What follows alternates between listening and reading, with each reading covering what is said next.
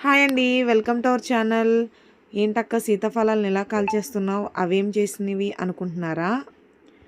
అవి ఏమీ చేయలేదండి. నేను ఏమీ చేయలేదు. ఇట్లా ఎందుకు కాలుస్తున్నారో చెప్పడానికైతేనే ఈ వీడియో తీసానండి. వీడియోనైతే స్కిప్ చేయకుండా లాస్ట్ వరకు అయితే చూడండి. అట్లనే లైక్ చేయండి, షేర్ చేయండి, సబ్స్క్రైబ్ చేసుకోండి. మన ఆంధ్రాలో అయితే సీతాఫలాలని పండినవే తింటాం కదండి. ఇక్కడ తెలంగాణలో మారుమూల గ్రామాలు ఉంటాయి కదండి. ఇప్పుడు పల్లెటూర్లు ఉంటాయి కదా, పల్లెటూరులో అయితే ఇవి పచ్చి సీతాఫలాలు కూడా యూస్ చేస్తారండి. ఎందుకంటే తినడానికేనండి.